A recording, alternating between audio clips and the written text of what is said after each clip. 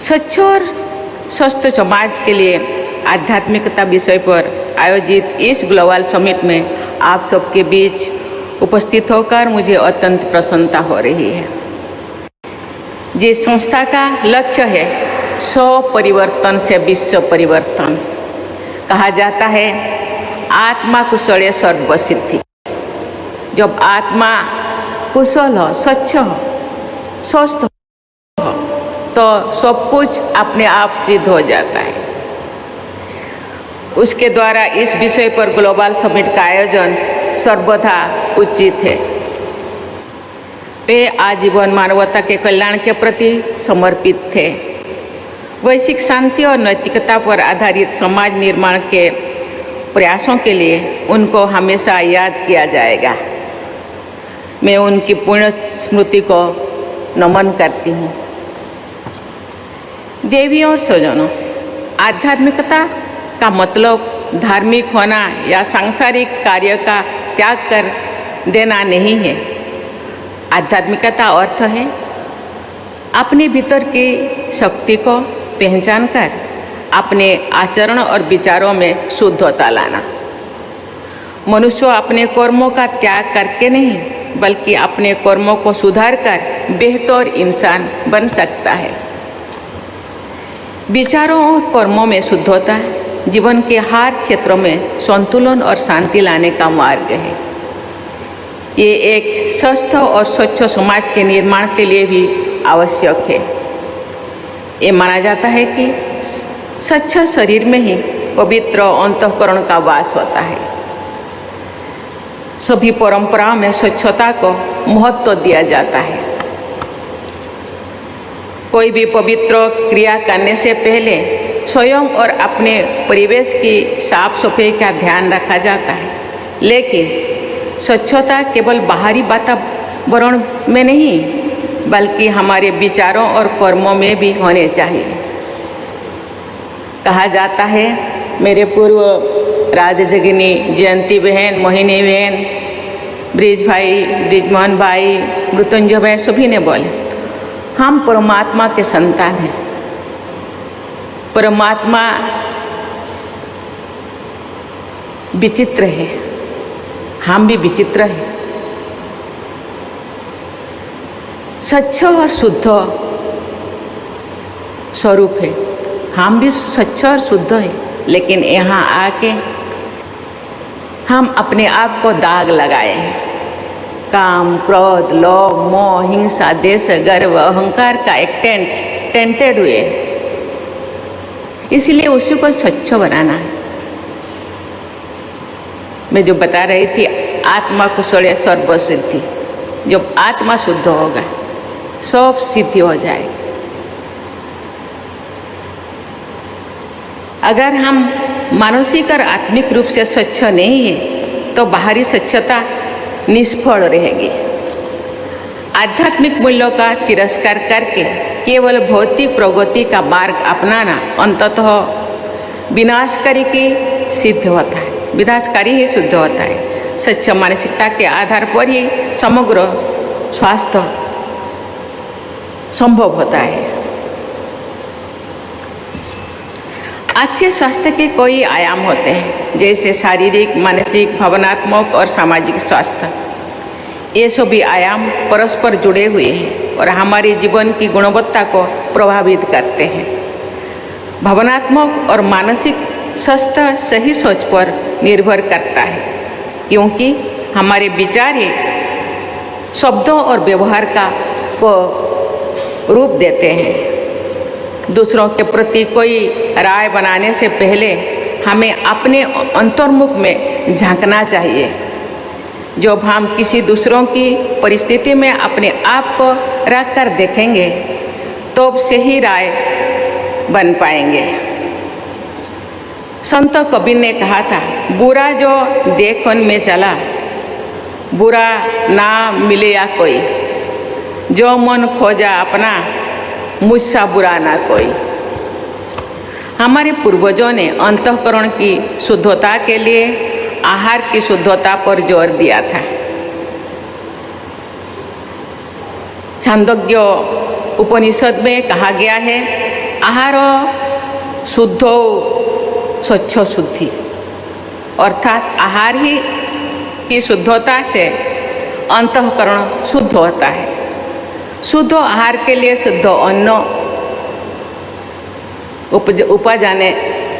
उपजना जरूरी है।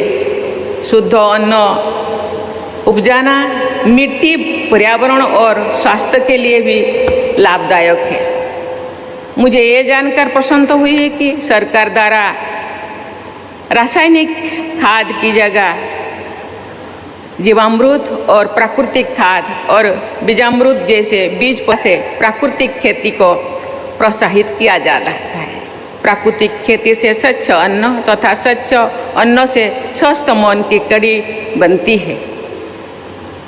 जैसे बीके भाई बहन जैविक खेती को प्रोत्साहन किए हैं और चारों तरफ जैविक खेती करने के लिए वो प्रोत्साहित करते हैं और खुद भी करते हैं।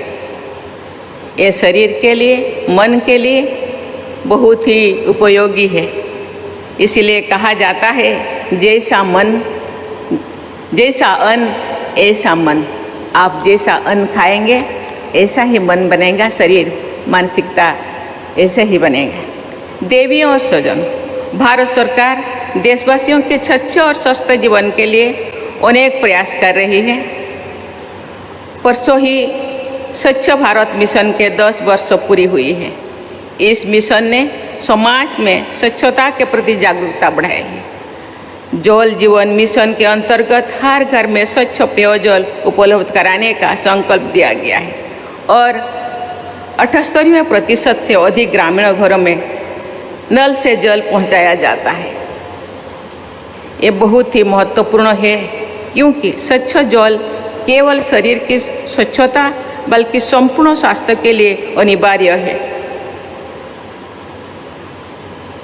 पिछले महीने ही 70 वर्ष से अधिक आयु के सभी नागरिकों को आयुष्मान भारत योजना के अंतर्गत चिकित्सा सुविधा प्रदान करने का निर्णय लिया गया है। सरकार ने इन सभी प्रयासों के उद्देश्य एक स्वच्छ और स्वस्थ समाज का निर्माण करना है। इन प्रकल्पों को सफल बनाने में जन भागीदारी का महत्वपूर्ण स्थान है। ब्रह्मा कुमारी जैसे संस्थानों से ये अपेक्षा की जाती है कि आध्यात्मिकता के बल पर लोगों को स्वच्छ और स्वस्थ जीवन जीने के लिए जागरूक करते रहेंगे। आध्यात्मिकता हमारी निजी जीवन को ही नहीं बल्कि समाज और धरती से जुड़े अनेक मुद्दों जैसे सस्टेनेबल डेवलपमेंट, इन्वायरमेंटल कंजर्वेशन और सोशल जस्टिस को भी शक्ति प्रदान करती है। अन्न, जल और वायु की शुद्धता से समग्र जीवन शुद्ध और स्वस्थ हो जाता है। आज विश्व के अनेक हिस्सों में अशांति का वातावरण व्याप्त है। मानवीय मूल्यों का ह्रास हो रहा है। ऐसे समय में शांति और एकता की महत्ता और अधिक बढ़ रहा है। शांति केवल बाहर ही नहीं बल्कि हमारे मन की गहराई में स्थित होती है। जो हम शांत होते हैं तो भी हम दूसरों के प्रति सहानुभूति और प्रेम का भाव रख सकते हैं। इसलिए मन, वचन, कर्म सबको स्वच्छ रखना होगा। ब्रह्मा कुमारी जैसे संस्थानों के योग और अध्यात्म की शिक्षा हमें आंतरिक शांति का अनुभव कराती है। ये शांति न केवल हमारे भीतर बल्कि पूरी समाज में सकारात्मक बदलाव लाने की क्षमता रखती है। मुझे विश्वास है यहाँ यूनिवर्सल पीस और हार्मनी पर आयोजित सत्रों में विश्व शांति के नए रास्ते निकल कर आएंगे। ये समिट आज से 7 तारीख तक चलने वाला है। मुझे लगता है ऐसा 4 दिनों में बहुत सारे सत्र आएंगे। ये विश्व शांति या विश्व को स्वच्छ और हेल्दी बनाने में जरूर ये लाभदायक होगा। आज जब हम ग्लोबल वार्मिंग और पर्यावरण प्रदूषण के विपरीत प्रभावों से जूझ रहे हैं तो इन चुनौतियों का सामना करने के लिए सभी संभव प्रयास करने चाहिए। मनुष्य को ये समझना चाहिए कि वो इस धरती का स्वामी नहीं है, बल्कि पृथ्वी के संरक्षण के लिए जिम्मेवार है। हम ट्रस्टी है, हम ओनर नहीं है। इसलिए ट्रस्टी के रूप में ये धरती, ये प्लानेट को हम लोगों को उसी दिशा में केयर लेना है, संभालना है, आगे बढ़ाना है। इसे अपने विवेक से इस ग्रह की रक्षा करनी है। मुझे ये जानकर प्रसन्नता हुई है कि इस समिट के एक सत्र में क्लाइमेट चेंज का सामना करने के लिए सामूहिक उपायों पर भी चर्चा होगी। हम जानते हैं कि अभी जैसे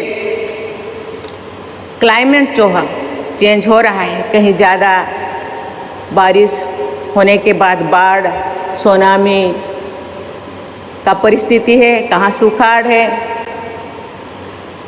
लोग तरह तरह के परेशानियाँ झेलते हैं।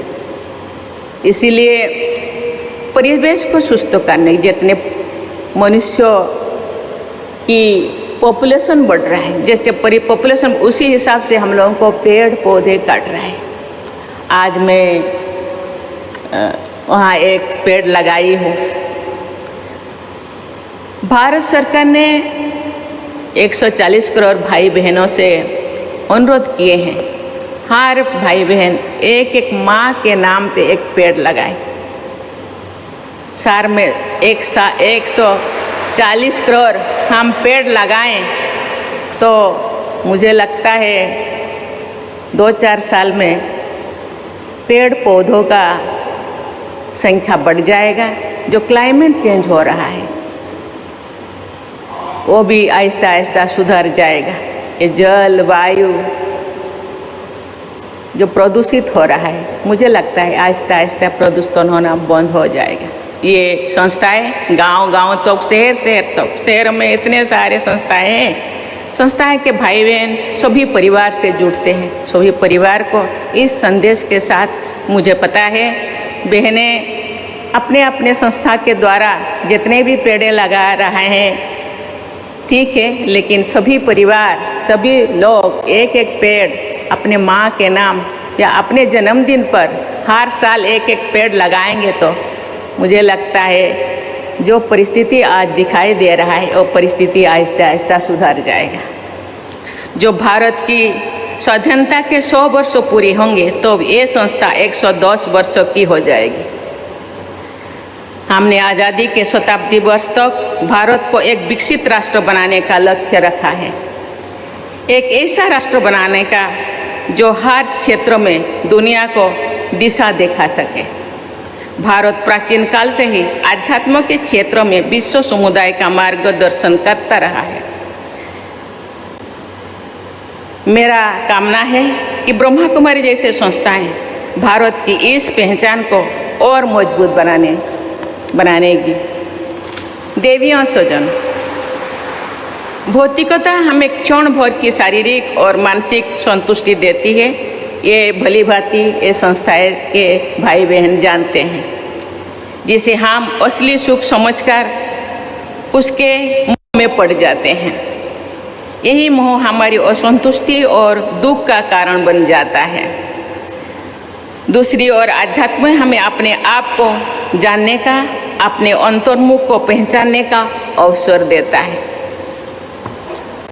अध्यात्म से जुड़ाव हमें समाज और विश्व को देखने का एक अलग सकारात्मक दृष्टिकोण प्रदान करता है। ये दृष्टिकोण हम में सभी प्राणियों के प्रति दया और प्रकृति के प्रति संवेदनशीलता का भाव उत्पन्न करता है। मेरा मानना है कि आध्यात्मिकता न केवल व्यक्तिगत विकास का साधन है, बल्कि ये समाज में सकारात्मक बदलाव लाने का मार्ग भी है।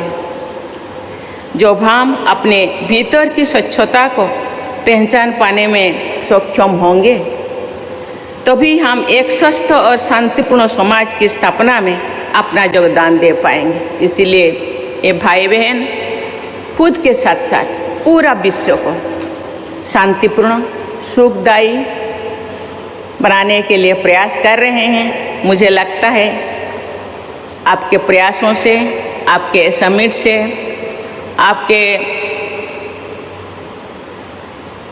1937 से अभी तक के यात्रा से मुझे लगता है विश्व का परिवर्तन जरूर संभव होगा। कहा जाता है आप प्रयास करने से सब कुछ मिल जाएगा। मुझे विश्वास है इस समिट में भाग लेने आए देश विदेश के प्रतिभागी जब यहाँ से जाएंगे तो वे ना केवल अपने आप में बदलाव महसूस कर रहे होंगे बल्कि समाज में भी बदलाव लाने में स्वयं को सक्षम महसूस करेंगे। आप सक्षम हो, मजबूत हो, मुझे पता है आप चट्टान के तरह हो, लेकिन दूसरों को भी मजबूत बनाने में आपका आध्यात्मिक शक्ति जरूर विश्व को बदलाने में सक्षम होगा। इसी आशा और भरोसा के साथ मैं अपने वाणी को विराम देती हूँ। मैं आशा करती हूँ ये समिट विश्व को जरूर एक परिवर्तन लाने में सक्षम होगा। इसी के साथ धन्यवाद। जय हिंद, जय भारत, ओम शांति।